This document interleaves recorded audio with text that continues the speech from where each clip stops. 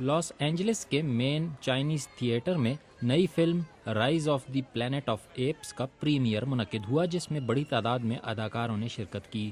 Plant of the apps کسی زمانے میں ایک مقبول ترین ٹی وی سیریل تھی۔ یہ فلم جانوروں پر تجربات کے موضوع پر بنائی گئی ہے۔ اپنے ماضی میں جا کر خود کو دیکھنے کے لیے بہترین طریقہ جو ہم استعمال کر سکتے ہیں، جیسے کہ ذہین ایپس کا نظریہ، اس سے ہم اپنے آج کا بھی بہترین انداز میں مقابلہ کر سکتے ہیں کہ ہم کہاں کس سمت کو جا رہے ہیں، ہمارے رویے کیا ہیں اور اس سب کا اثر ہماری دنیا اور ہماری زندگیوں پر کیسے پڑ سکتا ہے۔ Rise of planet of apes اس نوعیت کی 7ویں فلم ہے، تاہم ٹیکنالوجی کی وجہ سے تمام فلم میں کسی بن مانس کی ضرورت ہی نہیں پڑی۔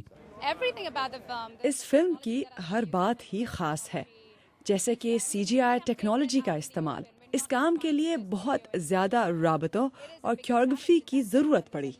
لوگ اسے دیکھیں گے تو ضرور پسند کریں گے۔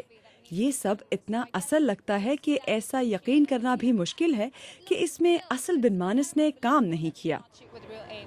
امریکی سنیما میں یہ فلم 5 اگست کو ریلیز ہو رہی ہے۔ اس فلم کی سب سے اچھوتی بات یہ ہے کہ یہ حقیقت سے قریب ترین ہے۔ فلم بنانے والوں نے ایک بہت بڑا قدم اٹھایا ہے، انہوں نے انسانی زندگی کو اس کے اصل رنگ میں دکھایا ہے۔ یہ فلم کوئی سائنس فکشن نہیں ہے، بلکہ سائنسی حقیقت پر مبنی ہے۔ میرے خیال میں ایک اچھی اور متاثر کن کہانی بنانے کا یہ بہترین طریقہ ہے جو اسے دیگر فلموں سے ممتاز بناتا ہے۔